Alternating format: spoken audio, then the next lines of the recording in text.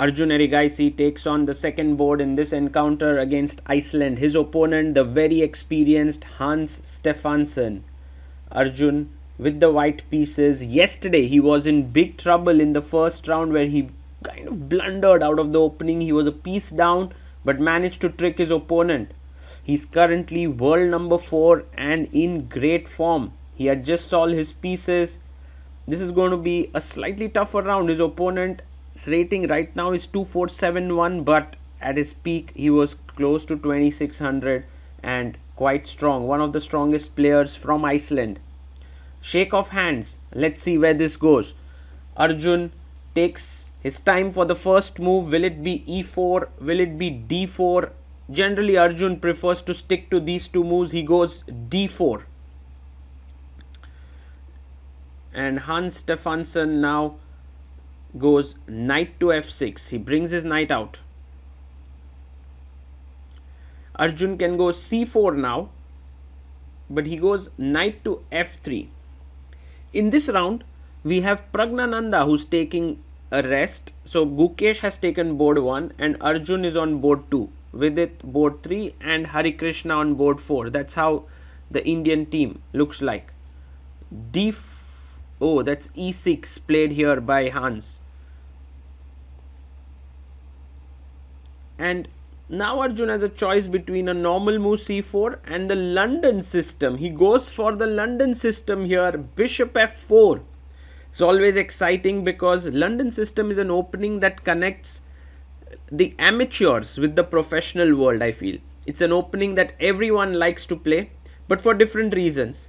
The amateurs like to play it because of its simplicity. The bishop goes here, pawn comes up, bishop comes out, knight goes here, pawn c3 and so on.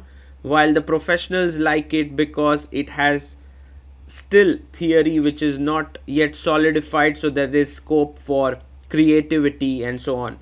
So e3 played here. It's a very solid move. Bishop comes out to d6.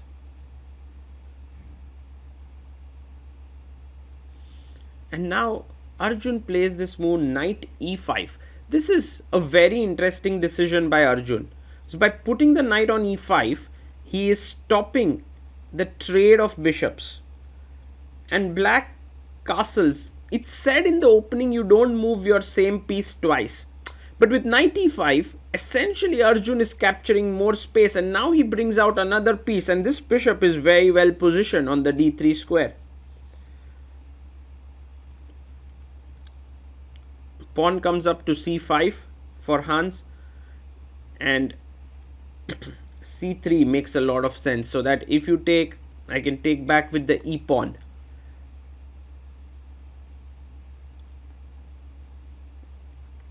And now b6 move, and this move is very logical because black's problem piece is the c8 bishop, and if he can play bishop a6 and trade this strong bishop of white, it would be very cool. And now knight d2 played by Arjun. You can see how he's not committing his king to short castling. It's very important. Bishop a6 played here. And this is, I believe, still Arjun's prep. He takes on a6 very quickly. Knight takes on a6. And here, how should white continue is the question. Well, Arjun shows the way. He goes the alpha 0 way, goes h4. With this move, you're trying to push h5, gain more space on the king side, and maybe someday also a rook lift. Queen c7 played, which is a good move, putting pressure on this diagonal. And I believe Arjun goes h5. Nice move there. And I think the best way to continue is h6 now. But Hans goes knight e4. This is not the best. Knight e4. The main defensive idea could have been h6, g4, cd, ed and knight c5. This is something that has been played before. But after knight e4, Arjun takes. Knight takes e4. Good move. D takes e4. And now careful about the f6 move. We want to continue, and a beautiful move there by Arjun. Because f6 is just a huge blunder. Takes, king h8, and boom, boom, boom. That's a checkmate there. So, can't play f6. He takes on d4. And I think the most logical thing here is e takes d4. He plays it. So for now, white is better. And also this move h6 is on the card somewhere. h6 provoking g6, weakening the dark squares. Rook a e8 played. And Arjun brings his rook to d1. Now f6 could be very cool, because after knight g6 you have rook f7, which is a decent move. But instead Hans plays the move knight c5, and is not the best move, but it's also very tricky, because if you take on c5, I'll take on e5. Queen g3 played, and now very important to move your knight back to b7, from where the position is roundabout even, because f6 is coming up next. But Stefansson blunders with f6. Just, I think, a moment of blankness perhaps, because now the game completely turns around. Arjun simply takes on c5, and he tells Hans, what are you doing? Because if you take here, I mean, your structure is terrible. Fe, he has to take, and now cd6 is good. You can also play cb6, which is very, very interesting. You also go at the right time. cb6, I love this move, because now if e takes f4, then b takes c7, and if you play ab6, I can just drop my bishop back and be completely better against these 3 pawns. So cb6, e takes f4, he takes the bishop. Arjun now has to take the queen. He takes it, and this is his calculation is just phenomenal. So I don't think Arjun will have any problems here calculating it out. F takes g3, and now the rook chops off the bishop. Now you can't take here with the rook because of rook d8, and this is game over with queen coming up. So he takes on f2 with a check. King e2 comes up. And now white is right now not materially up, but his quality of the pawns is just too high. So rook e7 played, trying to attack here. Arjun goes rook c6, threatening to make a queen. Time wise also, Arjun has a 30-minute lead on the clock almost. And now rook c8 is kind of forced. Yes, he brings his rook to c8, trying to win this pawn. And you can take on f2. He takes the pawn.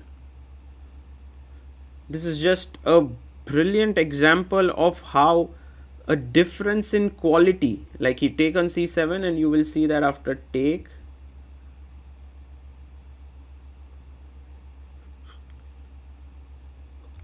rook takes, the difference in quality of the pieces determines, I mean the pawns, determines who's better. So king e3 is a very, very powerful move, attacking the e4 pawn. And now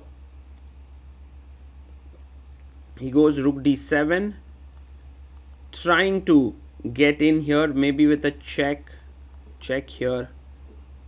He plays his pawn to a4.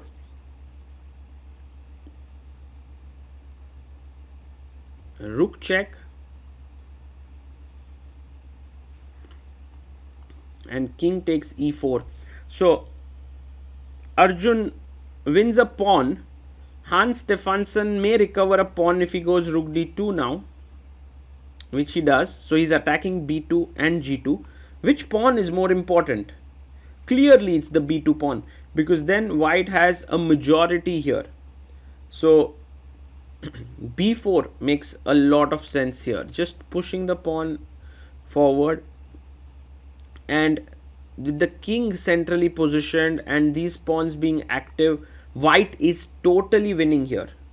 Rook takes g2.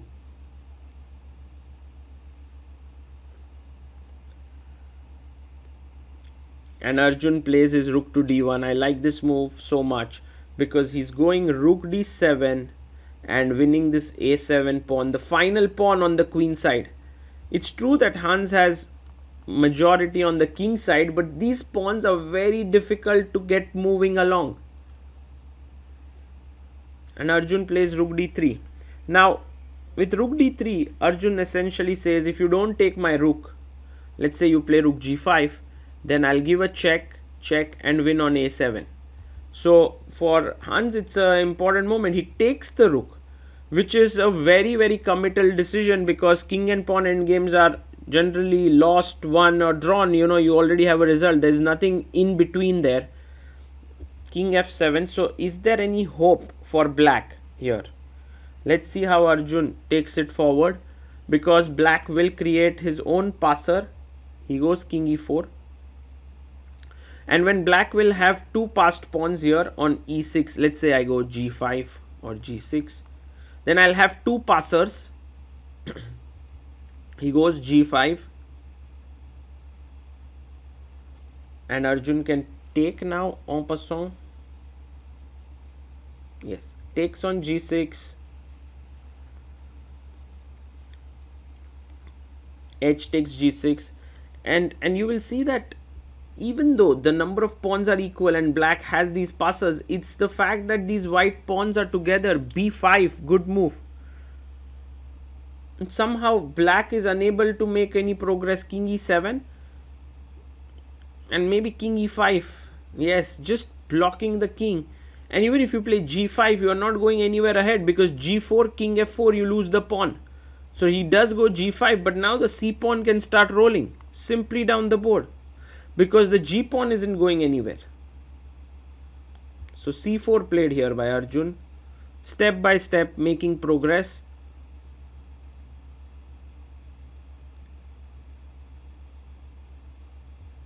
King goes to d7, and maybe it's time to even push further with c5.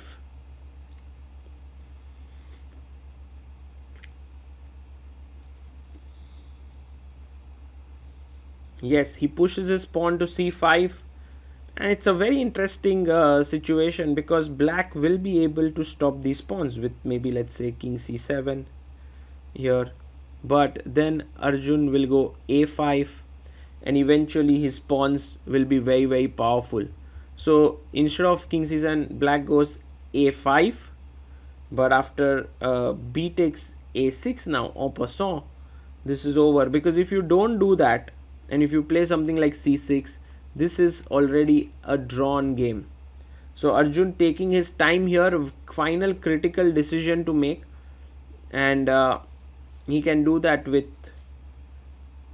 responsibility here, trying to think. Yes, b takes a6, and now if king c6, I go a7, king here, c6, king a7, c7, king b7, king d6 threatening king d7, king c8, I have a5, a6, a7, a8. I'm way faster, and that is how you win the game. So after b takes a6, Hannes Stefansson resigned the game. Arjun managed to win quite a clinical battle there, although in the opening there was a brief moment where black had already equalized after knight c5, queen g3, knight b7, but Hans didn't do it well, and Arjun took the advantage and never let it go. So with this, Arjun moves to 2 out of 2 at the Chess Olympiad, and on board number 2 he has been quite impressive. Let's see how the tournament shapes up for the youngster.